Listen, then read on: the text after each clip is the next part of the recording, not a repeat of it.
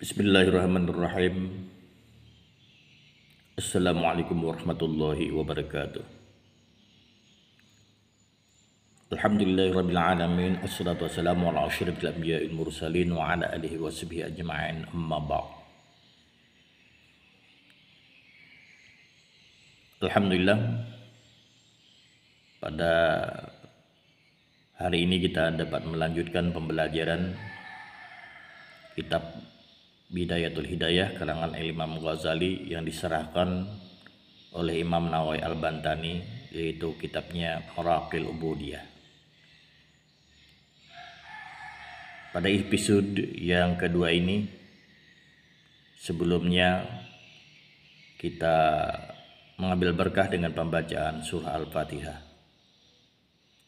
khususan li mu'allif hadzal kitab. Al-Fatihah. A'udzubillahi minasyaitonirrajim. Bismillahirrahmanirrahim. Alhamdulillahirabbil alamin. Arrahmanirrahim. Maliki yaumiddin. Iyyaka na'budu wa iyyaka nasta'in. Ihdinas siratal mustaqim. Siratal ladzina an'amta 'alaihim ghairil maghdubi 'alaihim waladdallin. Amin. Bismillahirrahmanirrahim. Qala mu'allif asy-syekhu al-imamu al-alimu al-allamatu hujjatul islam wa barakatul anam Abu Hamidin Muhammad ibn Muhammadin al-Ghazali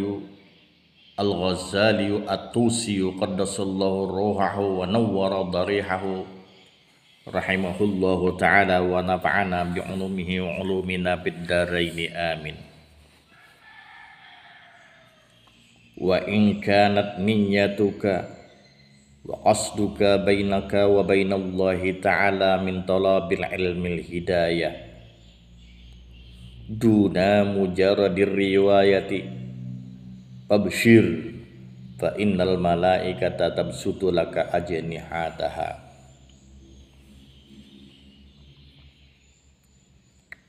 Kata Imam Ghazali, wa in kanat niyyatuka, dan jika adalah niatmu, wa qasduka, dan tujuanmu, bainaka wa bainallahi ta'ala, antara kamu dan antara Allah subhanahu wa ta'ala, min talabil ilmil hidayah, dari menuntut ilmu hidayah,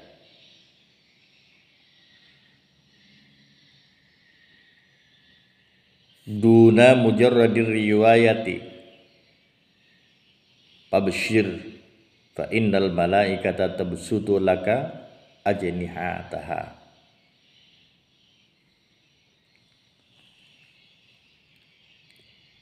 Ini diperjelas dan dijabarluaskan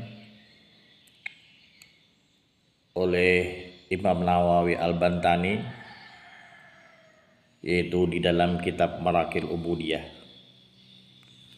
Coba kita lihat di dalam, wa in kanat niyyatuka wa qasduka, dan jika adalah niatmu dan tujuanmu, bainaka wa bainallahi ta'ala, antara kamu dan antara Allah subhanahu wa ta'ala, min talabil ilmil hidayah, dari menuntut ilmu hidayah. Apa maksudnya menuntut ilmu hidayah? Bi antanwiya bi tahsilihi izalatal jahli. Bi antanwiya, dengan bahwasanya berniat oleh kamu, bi tahsilihi, dengan menghasilkan ilmu, dengan menuntut ilmu, izalatal jahli, untuk menghilangkan kejahilan an-nafsika, daripada dirimu, wa an sairil juhali, dan daripada sekalian kejahilan.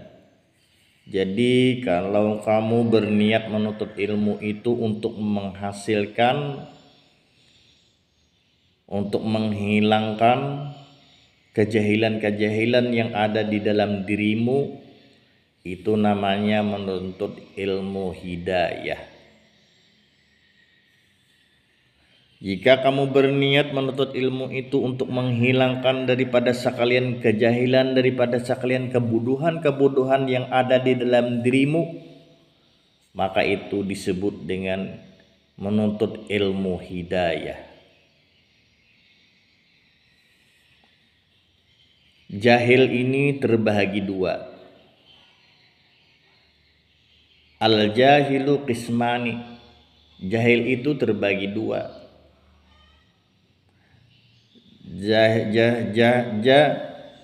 Jahilun ma'zurun. Pertama itu jahil yang diuzurkan. Jahil yang diuzurkan ini orang yang baru masuk Islam, nggak tahu hukum agama Islam, syarat dan rukun-rukun ibadah belum tahu, maka kejahilan kebodohannya itu dimaafkan. Ada juga orang tuanya Islam, Muslim, tapi dia hidup jauh dari ulama, dari orang alim, jauh dari kiai, jauh dari para ustadz. Hidupnya jauh terpencil di suatu dusun, di pinggiran hutan atau di dalam hutan. Sehingga dia tidak tahu dengan syarat rukun di dalam suatu ibadah. Dia tidak tahu dengan hukum-hukum agama. Ini namanya jahil ma'zur. Kebodohannya di dalam ilmu agama ini diuzurkan. Tapi yang kedua wasani jahilun magrurun, dan yang kedua itu ada seseorang jahilnya itu karena jahil yang tertipu. Seseorang ini orang tuanya Islam, hidupnya di lingkungan orang Islam. Di sana ada kiai, di sana ada ustadz, di sana banyak orang-orang yang berilmu agama, yang pintar di dalam ilmu agama. Tetapi hari demi hari dia hanya belajar ilmu dunia dan mengajar dunia yang dikejarnya. Sehingga dia jahil di dalam ilmu Islam dan jahil bodoh di dalam ilmu-ilmu tentang ibadah dan syarat dan rukunnya, dia bodoh. Nah, kebodohannya di dalam ilmu agama, di dalam syarat dan rukun tentang ibadah ini tidak diuzurkan. Ini karena dia adalah termasuk orang yang magrur, orang yang tertipu ini. Orang yang ditipu dunia ini. Nah, jadi kalau seseorang berniat menuntut ilmu untuk menghilangkan kebodohan daripada dirinya dan untuk menghilangkan sekalian kebodohan-kebodohan yang ada di dalam dirinya, maka seseorang yang menuntut ilmu yang seperti ini disebut adalah menuntut ilmu hidayah. Wa ihya ad-din, dan lagi seseorang berniat menuntut ilmu ini adalah untuk menghidupkan agama. Nah, ini disebut juga orang ini menuntut ilmu hidayah. Ibqa'al islami bil ilmi, dan dia menuntut ilmu ini berniat lagi untuk menghidupkan, untuk mengakalkan, untuk mengembangkan, untuk mengukuhkan agama Islam dengan ilmunya. Nah, seseorang yang berniat seperti ini disebut juga orang yang menuntut ilmu hidayah. Wadaral akhirah, dan dia lagi berniat menuntut ilmu ini karena negeri akhirat, semata-mata karena negeri akhirat. Ini disebut juga orang ini menuntut ilmu hidayah, kata Imam An-Nawawi Al-Bantani. Waridallahi ta'ala, dan dia menuntut ilmu karena Allah, karena menuntut keridaan Allah Subhanahu wa ta'ala. Jadi seseorang yang menuntut ilmu karena untuk mendapat ridha Allah Subhanahu wa ta'ala, ini juga disebut seseorang yang menuntut ilmu hidayah. Wa tanwiya bidzalika, dan juga seseorang berniat dalam menuntut ilmu itu asyukra ala nikmatil akli, dan juga seseorang berniat dalam menuntut ilmu itu asyukra ala nikmatil akli, mensyukuri atas nikmat akal.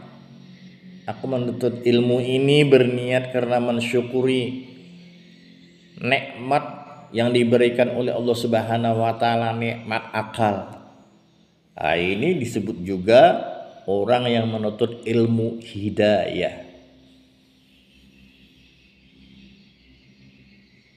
Wa ni'mati sihatil badan, dan dia berniat menuntut ilmu itu karena mensyukuri nikmat yang diberikan oleh Allah Subhanahu wa ta'ala, nikmat kesehatan badan. Karena sehat badan, nah maka dia mensyukuri dibawanya dengan menuntut ilmu. Nah ini disebut juga orang ini menuntut ilmu hidayah.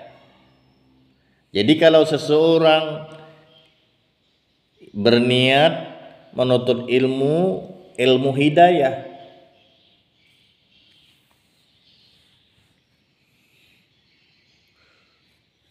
duna mujarradir riwayati, bukan semata-mata untuk meriwayatkan ilmu. Dia menuntut ilmu bukan semata-mata untuk meriwayatkan ilmu, bukan semata-mata untuk mendapatkan sanad ijazah, bukan semata-mata dia berniat menuntut ilmu ini untuk mendapatkan gelar kesarjanaan, bukan semata-mata dia berniat menuntut ilmu ini untuk mendapatkan kepangkatan.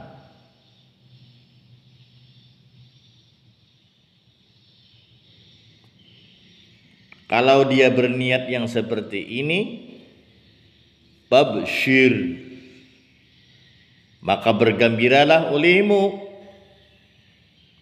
Fa innal malaikata, maka bahwasanya para malaikat, tabsutu laka,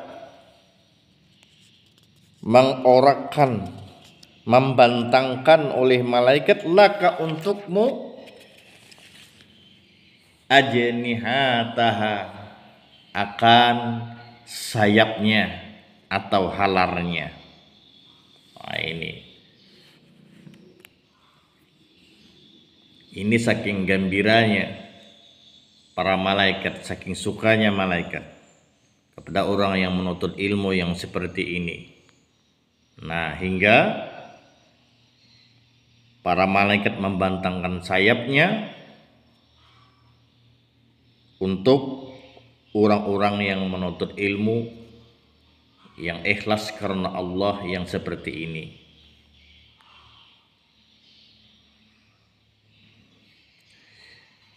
Jadi malaikat membantangkan sayapnya idza masyaita, jika kamu berjalan.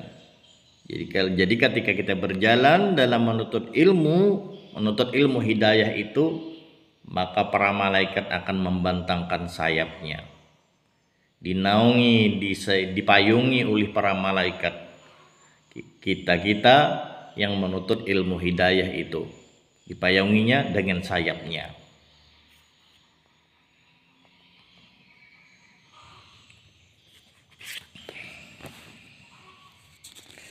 wa hitanal bahri,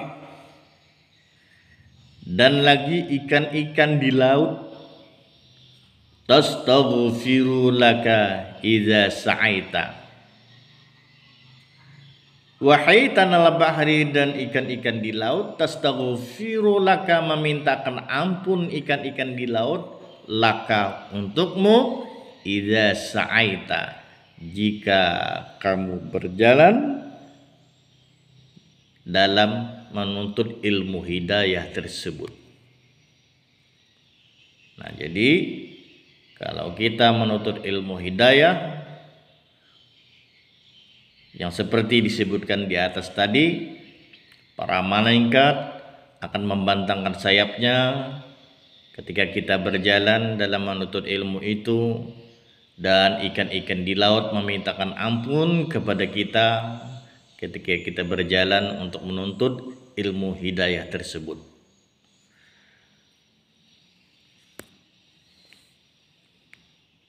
Oleh karena itu, Wali Kutub, Wali Saman Muhammad bin Abdul Karim As-Saman Al-Madani Al-Hasani, beliau sayang, beliau cinta kepada orang-orang yang menuntut ilmu agama, kepada orang-orang yang menuntut ilmu agama, menuntut ilmu hidayah ini. Dan beliau senang cinta bergaul kepada orang-orang yang alim, kepada orang-orang penuntut ilmu hidayah ini. Karena kata beliau, orang-orang alim, orang yang menuntut ilmu hidayah ini, kalau kita temani, kita berteman dengan mereka, ini menambahi juhud dan menambahi ingat kita kepada Allah Subhanahu wa ta'ala, menambahi kita semakin dekat kepada Allah Subhanahu wa ta'ala. Hanya cukup sampai di sini dulu pembelajaran kita, nanti kita sambung lagi di episode yang ketiga. Cukup sampai di sini dulu. Saya atas nama Muhammad Raidi bin Idris bin Ismail bin Anang Ahmad mengucapkan mohon ampun dan maaf. Wallahu muwaffiq ila aqwamit thariq. Wassalamualaikum warahmatullahi wabarakatuh.